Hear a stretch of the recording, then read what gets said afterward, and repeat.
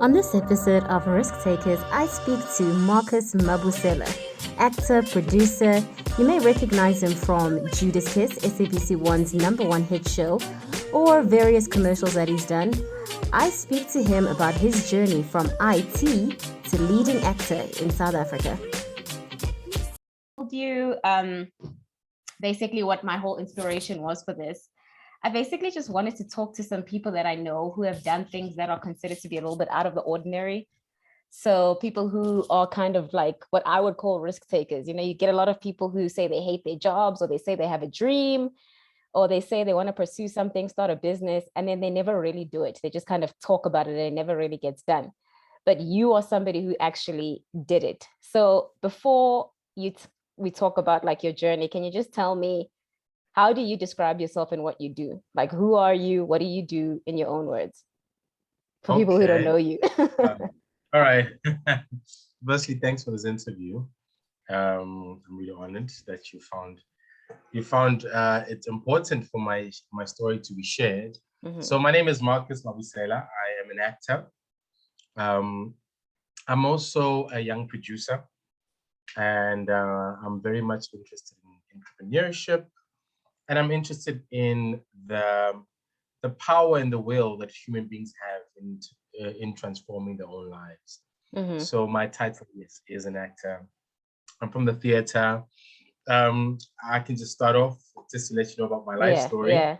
Yeah. So I was born in Ga-Rankuwa. I grew up. Well, we are born in Ga-Rankuwa, and the first 2 or 3 years of my life were in Soshanguve. I come from an entrepreneurial family. My grandfather was in business, and so was my father. So, as soon as I got born, my name Marcus is from my grandfather. I was named after him. I got born in 1987. You can make the maths. Yes, I'm 23. And he died in 88. And funny enough, after he died, all his businesses just went down, and so did my father's businesses. Mm-hmm. So we were forced to move to his retirement home in Hammanskraal. Excuse me. So he built a very comfortable home in Hammanskraal, and we moved there because my dad's house was taken away from him, and so I was born in a period that wasn't so good in my family's history. Mm-hmm. And so I grew up in Hammanskraal, went to Lammentown Primary School. And then I went to CR Swart. CR Swart was an English. Yeah. English. It was an English school. Yeah. Leicester. It was the English Afrikaans medium. So in the class, I'd be conducting Afrikaans and I'd conducting English. And that's where actually I fell in love with drama, because drama was not taken as a subject by then. Yeah. But there was a lady called by the name of Ilse Grevia. And she had a little private school, a little private drama school that she'd do. Like she would like rent the hall or rent a classroom. Kids would pay her, for her to give them classes. And we were these black kids. We used to see these white kids come out of that, class. We didn't know what the heck was happening. And I remember one day we went and asked her. She told us the fee. I was like, there's no way my parents are gonna afford this. It's like, okay, fine, just try it for a month, and then from there you can let me know what your parents can afford. And then we can talk. But I fell in love. I was like, mm-hmm. Did you have when you started, like when you went into those classes, did you feel like you were good at it, or did you just? I know you said you fell in love. I loved it. You can fall in love with something, but not know that you're good at it. Like, did you have a sense that you're good at it? At that age, it wasn't really about that. It wasn't about I'm competent. I'm not competent. Yeah. I just loved how it felt. You know what I'm saying? How did it feel? And I can tell you, it just felt natural. Okay. It felt like, when you're driving from gear 2 to 3. Yeah. It felt like, okay, this is connecting, I don't have to stress too much about, it just kind of flowed, you know what I mean? So, were you like naturally an introverted kid? Were you an introverted kid? Were you an extroverted kid? Was the stage and an audience something that you naturally like enjoyed? Yeah.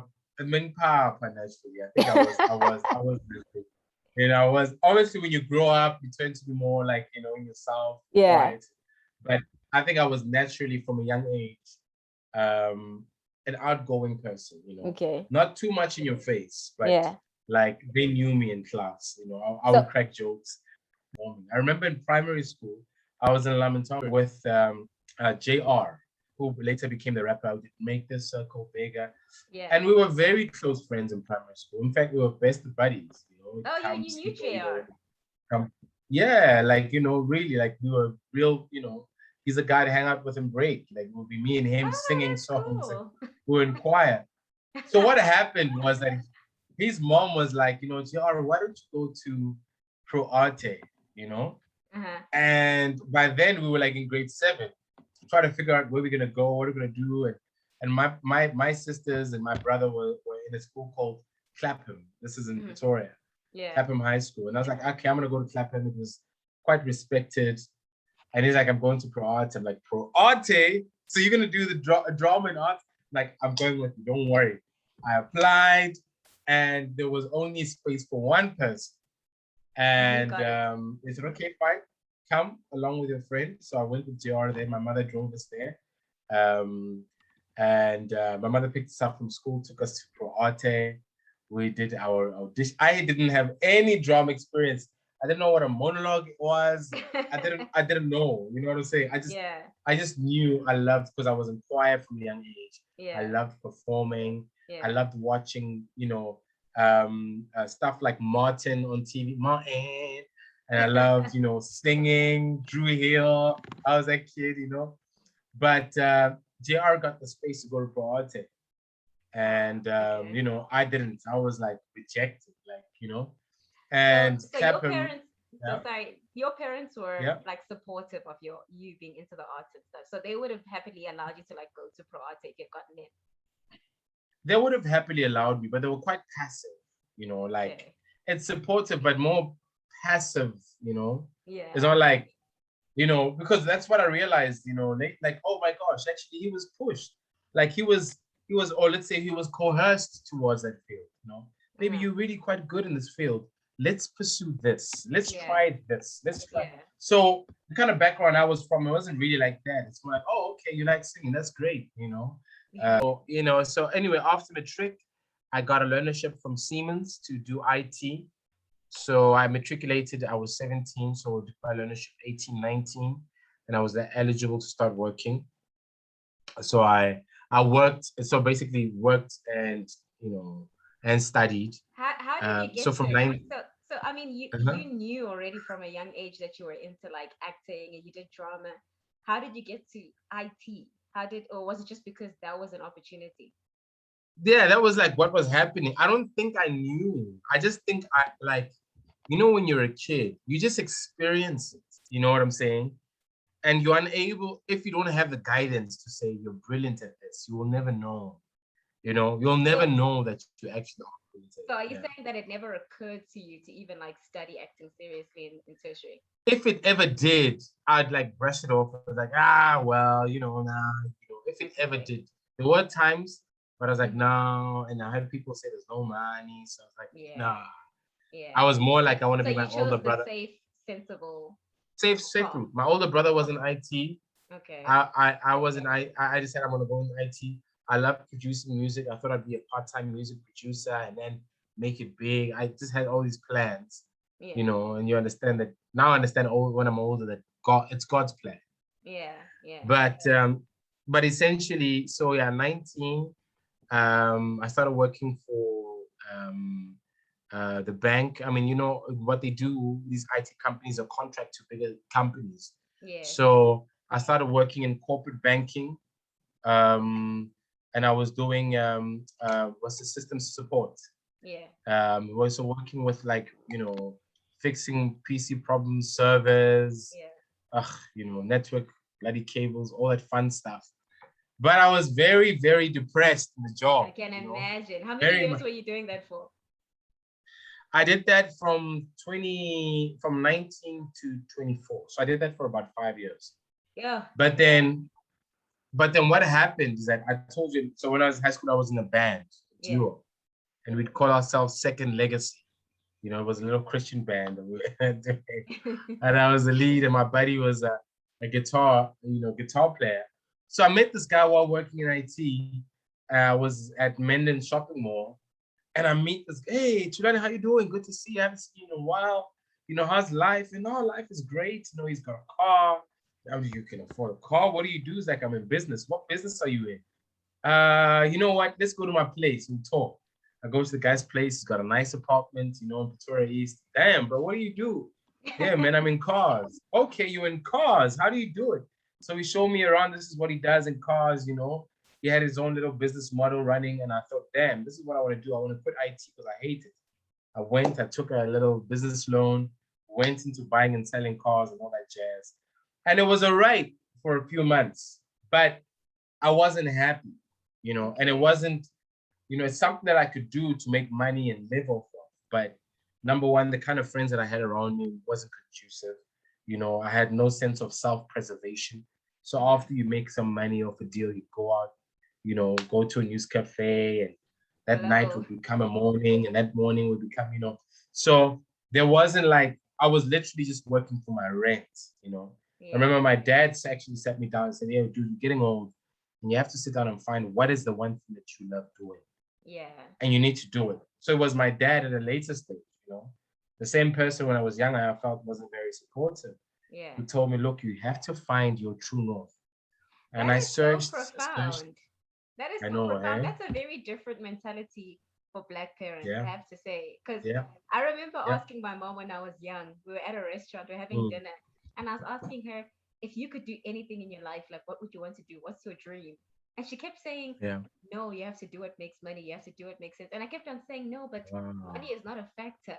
Like in my scenario, I'm presenting you, money is not a factor. What do you want to do with your life? Like, what's your dream? And she couldn't answer the question. And I remember thinking, so it was a very different mentality. So that's when I was like, but you must have a dream. And she couldn't answer the question. So that's a very different mentality that your dad had. That's awesome. Yeah. But anyway, where was I? So he sits me down, gives me the advice, and says, go this direction. And I said, well, funny enough, I'd been thinking about it. It's because I worked in Auckland Park at ABSA by Campus Square. So it was a call center, and I used to maintain that call center, doing the IT there. And I remember I passed by the Market Theatre laboratory, and I met a guy by the name of Sepang, and he's late by now, unfortunately. We became friends. And I asked him, yo, man, where are you? What's this place? And it's like, because I told him, man, I want to act, and I heard the Market Theatre's got acting, classes and stuff. He says, dude, if you want to go to the best acting school in this country, come to the Market Theatre lab. There's nothing to do about fame, nothing to do about anything frivolous or, the lights. It's about the craft of acting. If you want to know what the industry really holds, what it really has in store for you, this is the place to come. And I asked him, is this a full-time course? He said, yes. Perfect. Called my boss. I resigned at work, told my parents, look, I found a school and I'm going to go there next year. What do you have? Then they asked, what do you have to do? I said, I have to just prepare an audition. They said, why don't you get it? Like, what if you don't get the audition? I said, no, there's no way. I'm going to dedicate these next 3 months of my whole life, every single day, I'm going to dedicate to getting that audition. But then I'm like 24, 25. And I called up my high school teacher, Ilza, said, look, Ilza, I haven't acted in like donkey years, but I've made this decision that I want to go back to acting. And I need to take private classes with you. She gave me a rate. I think I took like 3, 4, like once a week classes. We worked, on my monologues. I did the same monologue I'd done when I was doing my matric here. Yeah. But it's a poem by Chris Mann called Where is the Freedom for Which We Died? Oh, beautiful. Beautiful poem. While I was at the Market Theatre Lab, I'd go for Saturday classes with Dorothy Ann Gold, who's one of the best act coaches you can ever work with. So I was number one, getting like full-time, attention at school. And then on the weekends, I'd get like a lot of attention with Dorothy and Gold. Obviously it was a class, but Dorothy by then had worked with like, guys who were doing very, very well at the time. I remember she was working with Palance Dada, who was like one of the finalists at, I forgot that show. And it's I know the show you're talking about was on SABC One. It was an acting show. Yeah, that show. Yeah, the Yeah. reality shows about And that. Thabo Rameti, you know, so they were like, the guys were like in there, and I'd be, you know, so I know from Monday to Friday, I'm working day in, day out on this craft. Saturday, I'm giving everything I got, you know, and Sunday's a day for reflection.